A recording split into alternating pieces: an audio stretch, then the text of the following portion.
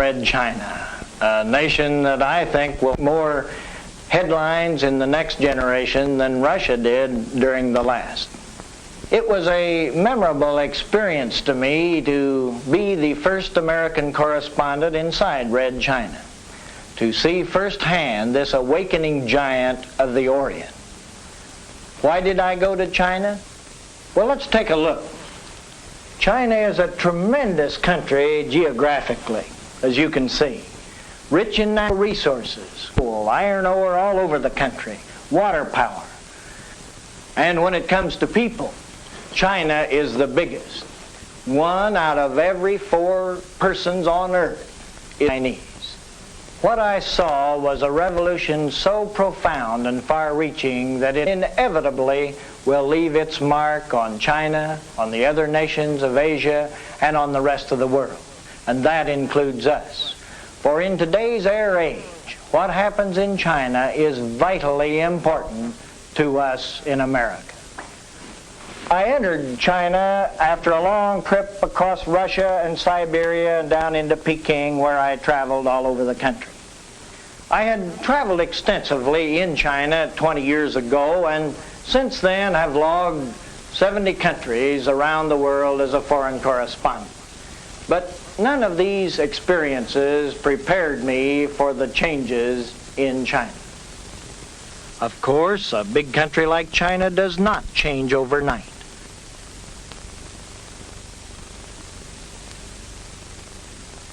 So much that I saw was traditional. The rice paddies, the walking masses of people crowding the roads, traffic jams of camels and goats.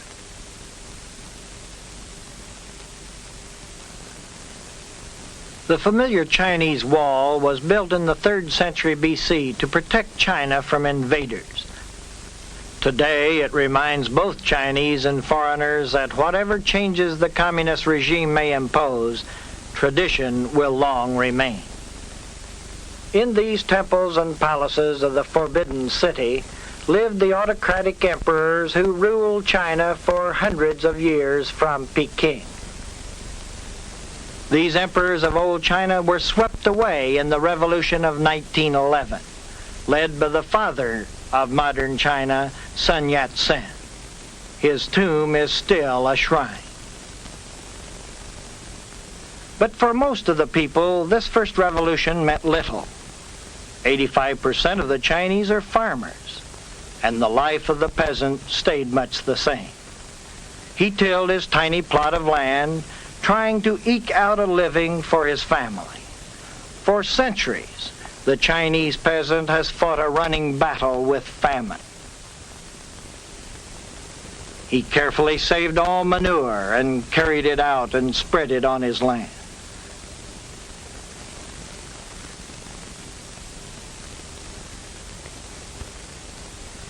At harvest time, peasant families, like these villagers harvesting millet, often joined in cooperative effort. But in the past, this collective work has been purely voluntary. And the tools they use are more ancient than the Bible. They grind the precious grain into flour, using millstones powered by oxen.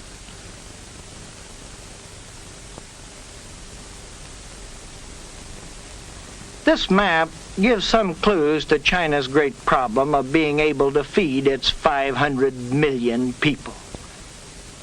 As you can see, much of China is mountain, desert, infertile soil. The great river valleys are often subject to disastrous floods. And the population is growing at the rate of several millions a year. Nearly 30,000 new mouths must be fed daily. This is the critical problem of China. Too many people for too little land. Today, China is in the throes of far-reaching revolution. The communist rulers in Peking have organized China as it has never been organized in its long history, by force and persuasion. The peasants have been organized into collective farms, and then consolidated into super communist units called communes. Every commune has its militia and is organized along military lines. In these communes, the traditional Chinese family unit has been broken up. Brigades of students and peasants work together under the watchful eye of the party boss. Goals and quotas are assigned from Peking. And to meet these goals, the peasants pull the wooden plows by hand when they don't have a donkey or a cow.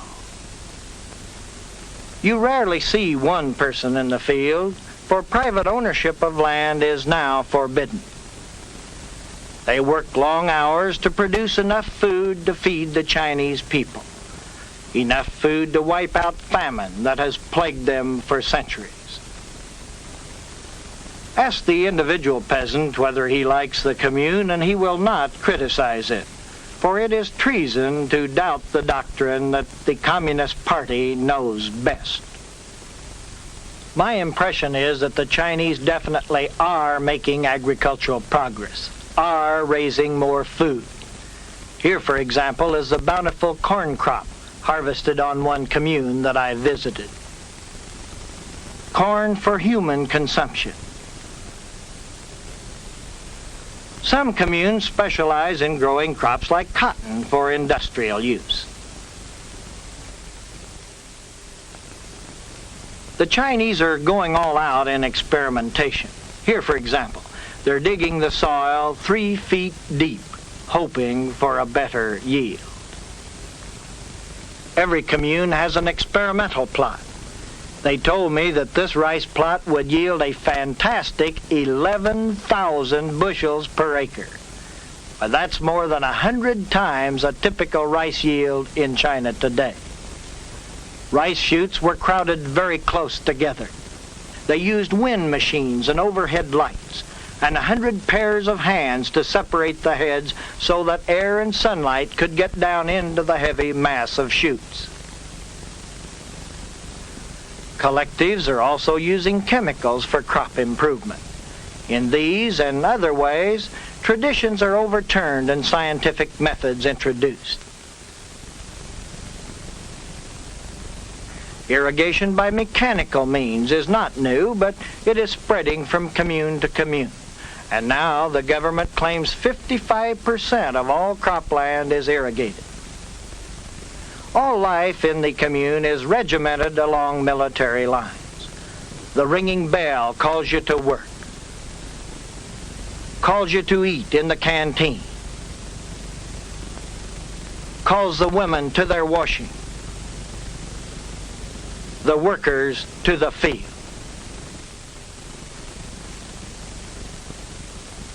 The children, they're kept in the central nursery while their parents work. The children are taught to love their communist leaders. These children are singing a song of praise about the leap forward.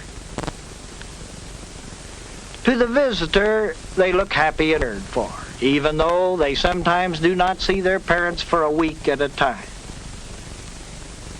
Their mothers, for the first time, they are not slaves to their men. But like their men, they are now subject to the all-powerful state. After work, there is indoctrination in the principles of communism. Parades and volunteer workers from the city march to collective farms or to factories where they are needed most.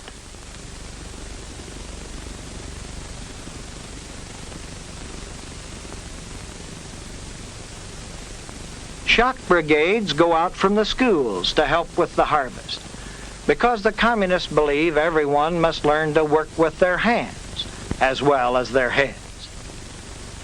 Parades are a powerful weapon of the new regime.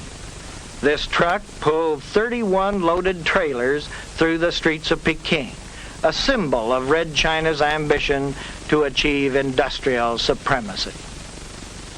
In exhibition halls like this one in Peking are displayed the technical wonders which are a dream of tomorrow for the Chinese peasant.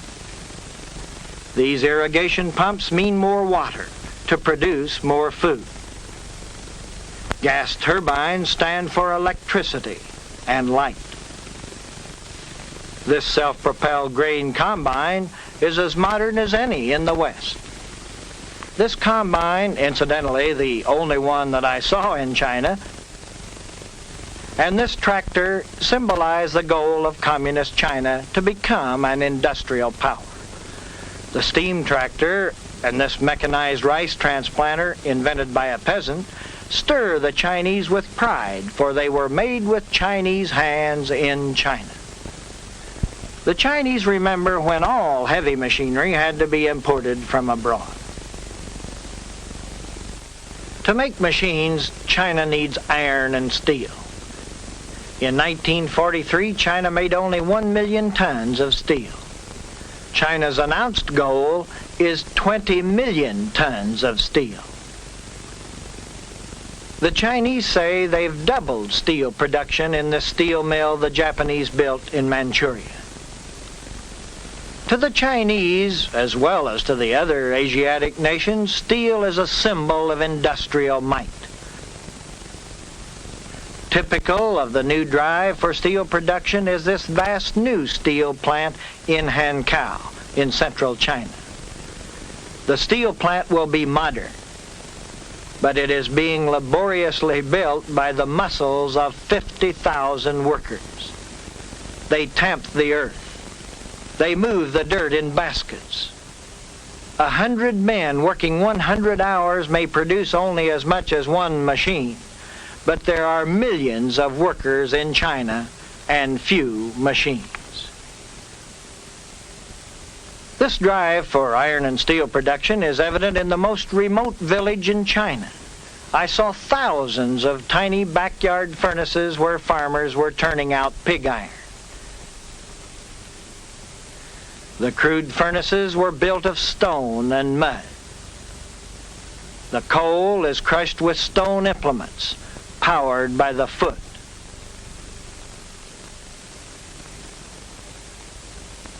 Limestone is crushed with little hammers. Iron ore is hammered into tiny pieces by hand. No tool is too simple, no effort too great to prepare the raw materials needed for pig iron. And out flows the molten iron, industrial sinews to help build China's industrial might. I saw these furnaces all over China, but the pig iron they turned out was less important than the psychological lift the campaign gave the people. For the Chinese peasant could say to himself, "We are making steel, just like the Americans and British. We are helping build the new China." Having served its psychological purpose, the great campaign for little steel has since been discontinued. While steel is given much attention, other industries are also encouraged. For example, copper products for the growing electrical industry. Heavy copper wire is produced in this modern factory that I saw in Mukden. But these spinning wheels on which women are winding copper wire are more typical of Chinese industry today. Village industries, not new in China, are being organized on a gigantic scale as China tries to raise herself by her own bootstraps. Production quotas are prominently displayed on bulletin boards in factories and on the collective farms. The red flag is a symbol of excellence. This is an automobile factory. Private ownership of automobiles is forbidden in China, but being able to manufacture cars is a great triumph for a nation that has long had to depend on the outside world for industrial products.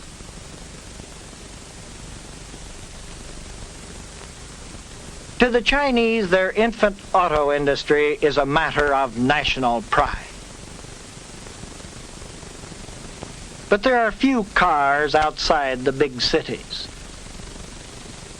Transportation in China is carried on by muscles, human and animal. Everywhere you see bicycles, pedicabs, and horse carts.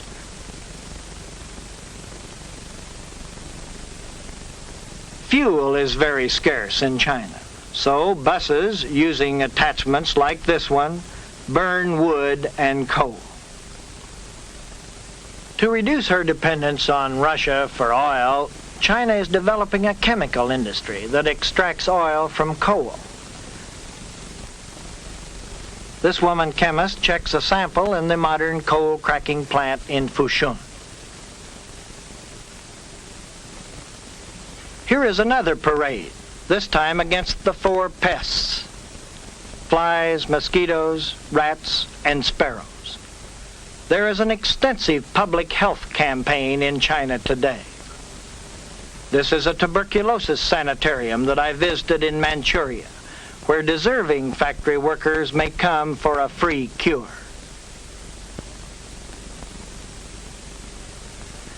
Every factory, every farm I visited had medical clinics like this, where they dispensed free medicine. It's almost a sin to get sick in China today. So every morning at 10 a.m., the factory workers go through a daily routine of calisthenics as music blares from the loudspeakers.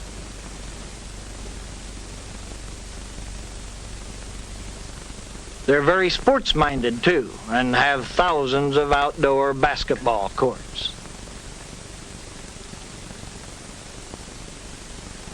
This is Peking University, one of the oldest in China. Like all dictatorships, the communists lay great stress on youth. Propaganda plays an important role. Posters extol the virtues of the new China. Posters ridicule foreign imperialists. Hatred of Western domination is very strong. This is one reason for the Hate America campaign that I saw all over China. This poster on this small steel mill says, "Liberate Formosa, our national territory." Bulletin boards and political cartoons are also used as a whip to spur the people on to greater effort. But the regime provides the people with a unifying purpose. It gets a lot of people into the act. It gives them a sense of participation and a promise of the future. Whether it is a parade against imperialists or an ambitious construction project like this bridge across the Yangtze River, it is this common purpose that is new to the Chinese. The Army, too, is employed on massive government projects. These Red Army soldiers are helping build a big dam. And here is a new factory building in Tientsin.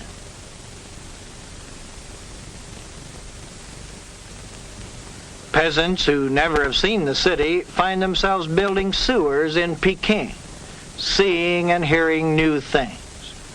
When they return home, they carry the message of the Chinese Revolution into their villages. At present, China's great friend is Russia. This big building is Russia's monument to Chinese friendship. And this monument to fallen war heroes celebrates China's long struggle against outside oppressors. These are the two forces that mold China's policies. I left Red China by the misty road that crosses the barbed wire frontier into Hong Kong. This great British-held port on the southern coast is the only doorway between China and the West. As I looked across Hong Kong harbor, I pondered what I had seen in Red China and what it means to us. The things I will never forget are the work of the people, organized for a purpose. People toiling under grueling hardship, and all in a relentless mobilization of human strength to build a new world. A communist world built by persuasion and coercion. But there's no denying that the Chinese are making progress. By our measures, perhaps not much. By theirs, a great deal. They're making steel, autos, tractors. They're building new apartments, bridges, hospitals. There is more food. The China today is different and be like the old China. Tradition is being flouted by the communist dictatorship. No one knows where this will lead, but I believe it has vast significance for the rest of the world. And I am sure we will hear much more of China in the years ahead.